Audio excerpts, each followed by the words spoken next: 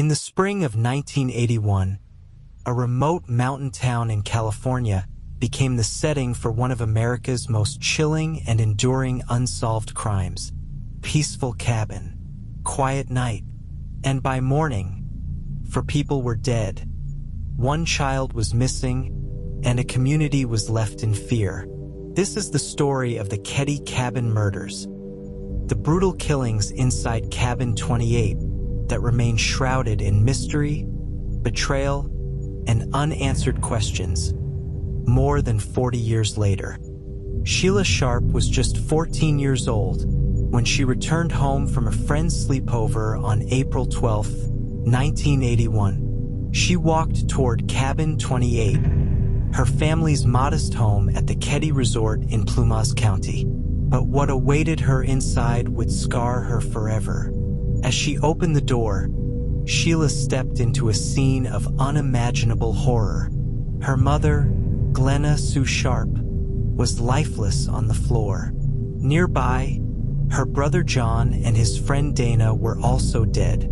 All 3 had been brutally beaten, bound, and stabbed. Blood was splattered across the walls and furniture. Furniture was overturned. The scene spoke of rage, violence, and cruelty. But one detail struck investigators immediately. 3 younger boys, Greg, Rick, and their friend Justin, were found unharmed in the next room. They had slept through the entire night, completely unaware of the massacre happening just feet away. And one more discovery deepened the mystery. Tina, Sheila's 12-year-old sister, was missing. The crime scene itself was a puzzle. The victims had been tied with electrical cords and medical tape. Multiple weapons had been used, including a hammer and knives. One steak knife was bent at nearly a right angle from the force of the stabbing. And yet, there was no sign of forced entry.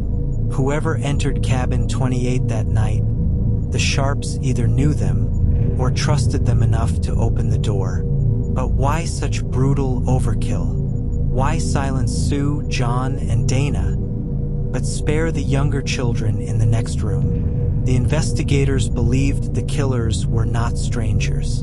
This was personal, intimate, someone with rage, or with a reason. To understand the possible motives, we have to step into the small, struggling resort town of Keddie.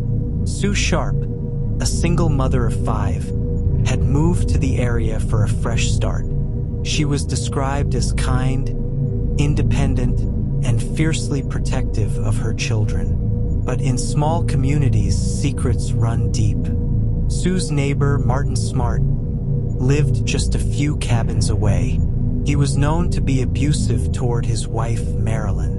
Sue had reportedly encouraged Marilyn to leave him. That advice may have sealed her fate.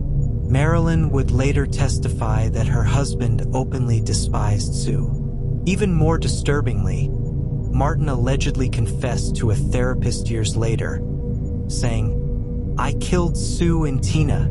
Adding to suspicion was his close friend, Boubede, a violent ex-convict with ties to organized crime.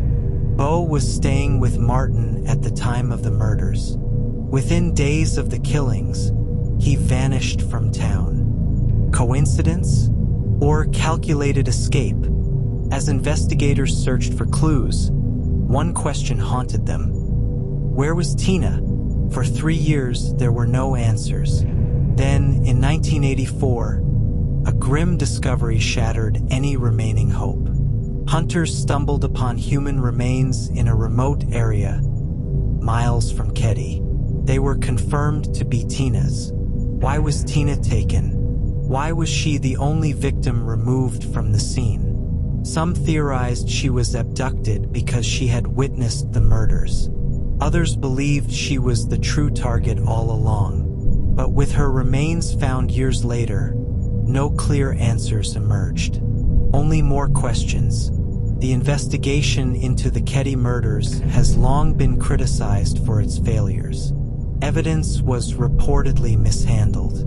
Leads were ignored, and disturbingly, the local sheriff at the time, Doug Thomas, was said to be close friends with none other than the prime suspect, Martin Smartt. Conflict of interest or deliberate cover-up? Records were lost, evidence went missing, and witnesses claimed their statements were never properly taken. Over the decades, law enforcement has reopened the case multiple times, even uncovering a hammer in a nearby pond that matched one of the missing murder weapons. But despite renewed attention, the case remains unsolved. Cabin 28 was eventually torn down.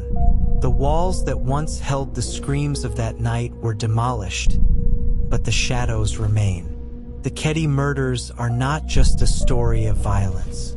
They are a story of betrayal, silence, and questions that echo through time. Who killed Sue Sharp and her children? Was it a jealous, abusive neighbor and his mysterious friend? Was it a crime of rage? Or something even darker, hidden beneath the surface of a quiet mountain town? More than 4 decades later, the truth still hides in the silence of Keddie. But one thing is certain: the ghosts of Cabin 28 will never rest until justice is found. Tell us what you think on the comments section.